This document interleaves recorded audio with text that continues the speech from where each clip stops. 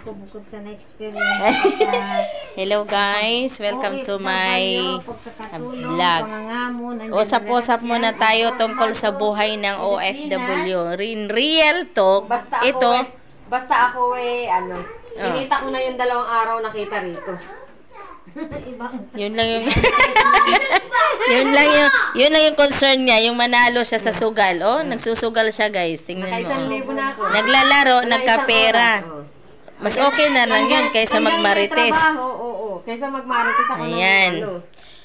Pero yung pagmamarites, dalawa din eh. Hindi naman masama. Yung iba sa kakamarites mo, di ba, may natuklasan ka at matulungan ka. Yung iba kasi, di ba, na nakamarites at nakasirala ng buhay. oh, iba yun. Pero yung nakamarites ka, tapos may nadiscover kang problema at natulungan mo. hindi yan sa pagmamarites. Oo nga. Marites ka tama sabay sira.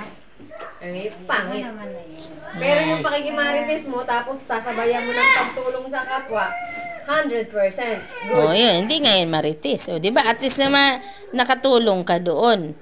O, tapos, ano pa?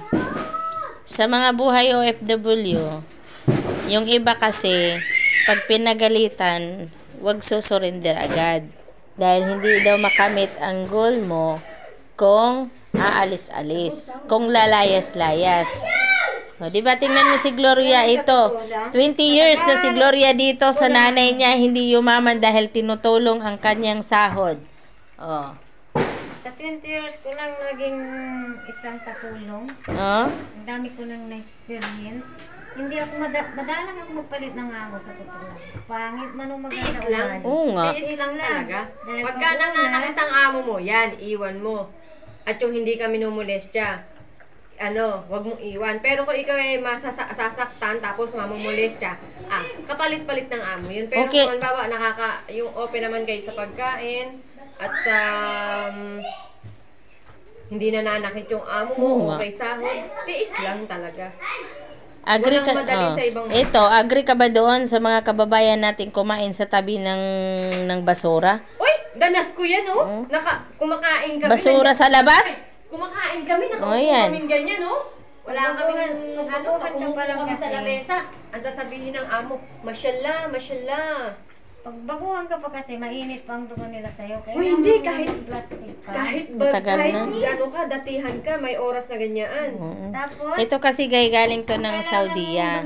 Ito talaga, dito lang talaga yan tumanda sa amo. pag gumagawa ka ng pagkain, hindi dahilan yung walang pagkain. Nada sa discard Discard. lang. Diskarte nga. Imposible. Dito, hindi ka makain. Kakain naman talaga sa basurahan. Ba yan? Di naman siguro. Pag may pera ka, huwag kang papayag na kakain ka ng galing sa basura. Bumili ka. See, please. Hindi ka ng ibang bansa para mamulot ng basura. Peace. Ay, yung mga ano lang yan. I kasi love pa you. sa- Hi. yung Saan mga ang TV? Merlin ko. Diskarte sa buhay ang kailangan. Kailangan madiskarte ka. Pabiktim lang. Ano yun? Victim. Pabiktim lang sila. Kung hindi kawawa na kumain ng basura. Pasimple lang ha. Pero rock. Yung sa diskarte niya, Oo nga. matalino. Pero ako ito talaga totoo. Doon sa UWA, sabi daw, may nakaranas kasi talaga kumakain ba sa loob ng CR? Kasi gutom-gutom. Sabi ko, imposible. Pero pagdating ko talaga dito, ay totoo. Posible talaga yung kakain at kakain ka Sabi pa ng instructor, sasabihin mo, kakain ka sa loob ng CR dahil ikaw ang naglilinis, talagang totoo. As in, binalot ko yung juice, pati biskwit ng tissue, nilagay ko sa bulsa.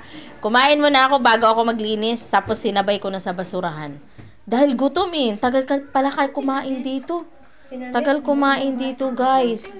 Dito kami ngayon sa Kuwait. Sobra, isang araw lang talaga kami kumain ng pagkain, ng kanin. Dito ko nasubukan yung Oh, kumain na. bahala ka na sa breakfast mo at dinner, diskarte mo na lang yan. Basta ang kainin namin dito sa pagkain ng amo ay lunch lang. Isang araw lang kami kumakain ng rice. As in, tingnan mo si Gloria. Yung 500 kilos niya, ilang kilos ka na lang, Glo? Raso kung tapikin yung about mission ng aking Naglo-low carb si Gloria. dahil mahal yan. 500 kilo. Tapos ngayon yung kilo niya nasa 40 na lang. Pag yung mga Wow. amo ko nakatangad yung tangad, sabi nila Kaya yung mga matataba, hindi nila alam. mag low carb na kayo. Ganito na yung hitsura ng low carbs. 60 na. Ang Ano ganda. ba? Akala mo topic yan sa... Uy, isali natin Walang yung low katulong. carb Hindi mo. yung Ayan. Ano ngayon advice mo sa mga first timer na gustong mag-abroad? First timer. First timer. Yung mga first timer dyan, may advice ko lang. Kasi gustong agad bumalik sa agency yung iba. Tiyaga lang. Gustong umuwi agad ng Pilipinas. Makuha mo na yung loob ng amo mo. Yan. Mga amo Ito talaga ay totoo. Hindi ka sinuwerte. Makuha mo yung loob nila. Gagaan din yan. Walang matigas na puso ng mga tao. Oo nga. Magaan na. Ayan. Okay ka na. Hindi yung palit ng amo. Kasi pare-pare ang tao sa mundo, may kanya-kanyang pangit na ugali. Depende yung kaya mong dalhin. Oo nga. Mas gusto ko mas gusto ko yung maldita trabahuan. Stricta. Uy, maganda doon, mabait doon, ganito Kasi doon. maging malinis ka talaga. Kung hindi kasi stricto yung amo, Minsan kasi nasa hindi destiny maganda natin yung yan. trabaho Hindi sa pare-parehas bahay. ang goals natin o destiny natin. Correct. Mayroon yung sinitwerte doon dahil hindi madamot si amo. Pero salbahe naman ng amo. Correct. Dito naman, mabait naman sila. Kung kahit Pero di sobrang madamot naman. madamot. Okay na yun. Dito na ka lang sa mabunga nga mapagbigay minsan. Pero sa amo ko totoo, wala akong benepisyo. Dahil ang gusto ko talaga sa amo niya, ituring akong pamilya. Oh, baby, what happened? Madamot siya. Hindi naman I don't know, anak. Why? What do you want? Inagrabyado. I don't know. Why? What do you want, anak, baby? Ayaw niya mag-utos sa 15 akin. years na po ako. Sa awa ng Diyos, ang amo ko daw pinakamalaking bunganga. Pero But, namimiss ko, kaya hindi ko na siya maiwan. hindi niya maiwan-iwan. Tatay ko Oo nga. naman ka. Part 1 pa to, guys, ha? Isa Kahit ka. naman naduraan ang tuktok ko, inisip na lang na may sira. Ayan. At hindi alam ang pinag- Pero talagang hindi si Pero Gloria talagang sumirinder. totoo yun. Pero Hindi sumirinder dahil sarili sa ko, yun lang pamilya. talaga ang destiny ko. Ayan. Hindi ba, hindi naman ako nasaktan. Damdamin. di ba, in-enjoy lang niya yung pagtrabaho niya sa Kuwait. Pasayaw-sayaw pa siya habang nagpa-plancha. Ikaw yung nagpapahirap ng kalooban mo. Kung kaya mong umintindi, hindi mahirap. Walang Correct. mahirap. Ayan. Shh, baby, anak. Alam mo nang hindi normal ang isip nila eh. Didibdibin mo ba? O di sinong nahirapan dito? Sino ka na? Tanggapin mo na lang. Sabi ko, Nick. Importante, Hada, baby. ka naman sinaktan. Correct. Ayan, tiniis niya. Ang dami niyang Yung plantsahan, damdamin, Kung marunong kang umintindi, hindi ka walang makakasakit sa iyo. Correct. Pero ang sabi, pag hindi ka daw magtiis, wala kang success. Ayan. Yes. Part 1 pa to, Part ha? ng buhay ang pagtitiis. At saka yung pagmumura. Ay, pagmumura? Normal lang. Wala ng mga amo? Saan ka natututo? Ito, sabi pa ng kaibigan ko talaga na manager. Itigas ka at magiging... hindi ko naman Yung pagmumura daw, kasama sa sahod. Kasama sa trabaho. So, yun. Kaya tatanggapin yung mga mura-mura. Kasi dito, minura kami sa Pilipinas, mahal ang bilihin. Dito yung mura lang. Yung bilihin sa Pilipinas, super Kaya mahal. naman daw pinakamalaking bunga nga yung nanay ko. Hindi pa naman niya ako minura. Kahit yung amo ko, mabunganga, ayun na.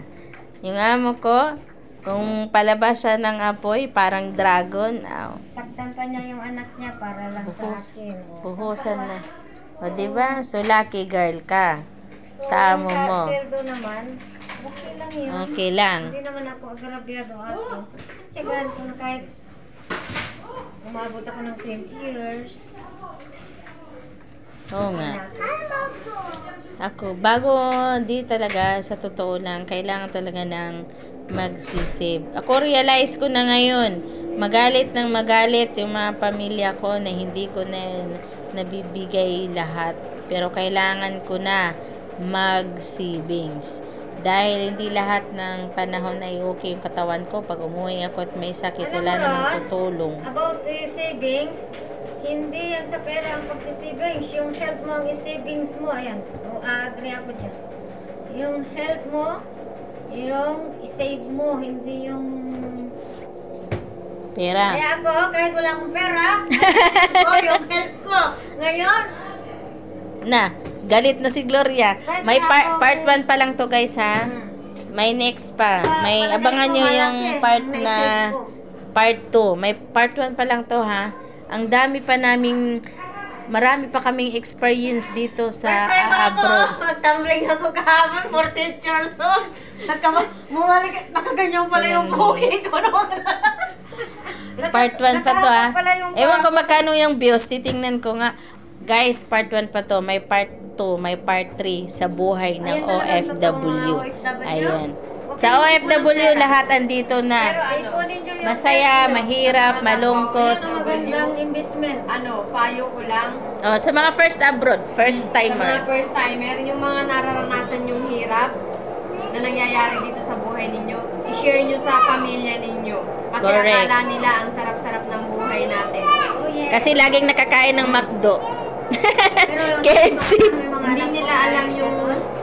Pero kasi ang nangyari sa akin tinago ko kasi. Tinago ko sa Sabi mga nila anak sa ko. akin, Ayoko malaman nila yung Kahit hirap na ako. dinadanas ko. Eh, lalo mali. pinagka- Kasi pinakain ko. nagtatanim sila ng ganun. Nililitrato Kaya ko ngayon si para Gloria makita 16 nila na.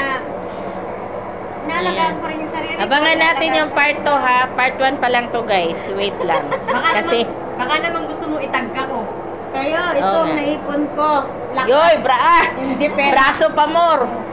Wala siyang pera, pero healthy daw. Part 1 lang. Inupin mo talaga ako. Part 1 pa. Part 1 pa to guys. Wait lang, tinawag na kami.